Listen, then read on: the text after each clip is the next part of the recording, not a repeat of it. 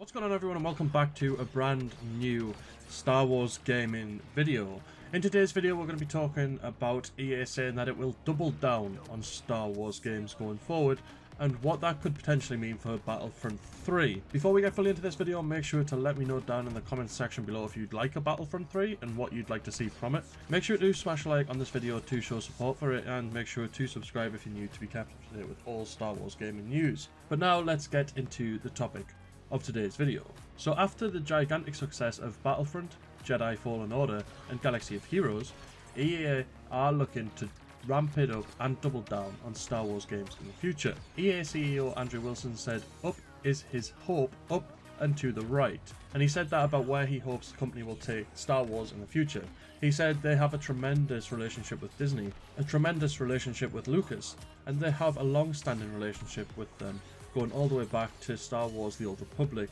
that was launched in 2011. He also called out Battlefront 1 and 2 as top performers in EA's partnership with Disney on Star Wars, and we know that those games combined have sold around 35 million copies. Wilson also added that the mobile game, Galaxy of Heroes, has enjoyed extraordinary success and it continues to perform well even today. He also said that Jedi Fallen Order has sold 10 million copies to stand out as another big success. EA's next big game, as we all know, is Squadrons, a dogfighting game, and Squadrons is going after a smaller market than Battlefront or Jedi Fallen Order have. EA CFO Blake Jorgensen said that the company is not planning to disclose its sales projections for that specific title, but Wilson said he's happy about the breadth of games that EA have created from its partnership with Disney and Lucas, even if Squadrons doesn't sell as well as EA's other Star Wars games. He said they've had success in first-person shooters, RPGs, action-adventure, in MMORPGs, in mobile, and they believe they are going to have a success with Squadrons as well. He says they're going to double down on the partnership. Disney continues to be very, very committed to the IP and to the canon.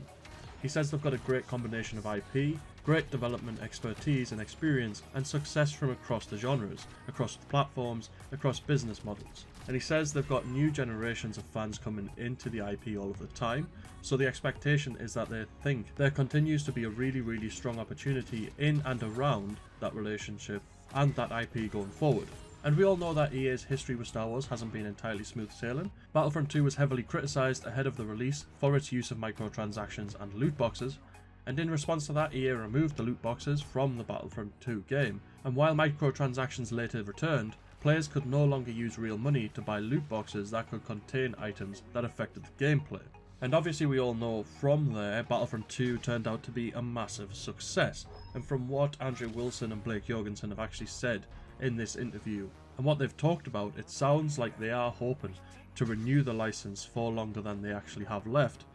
to be able to continue to create Star Wars games. And they've noted down Battlefront 1 and Battlefront 2 as big successes, and if that's the case and Disney and Lucas also feel the same, then I do think we can expect to see a Battlefront 3 at some point, but at the moment I don't think there are any plans for it. The focus will have moved completely to Squadrons, as that is the game releasing this year, and then we also know we're getting a Jedi Fallen Order 2 game, so I think there'll be a lot of focus on that and a lot of developers on that game as well. So at the moment I think it's pretty safe to say Battlefront 3 probably isn't happening for quite a while, but who knows, hopefully after Squadrons, hopefully after Jedi Fallen Order 2, we will be looking at the next Star Wars game to be another Battlefront game, which could maybe incorporate the single player from a game like Jedi Fallen Order,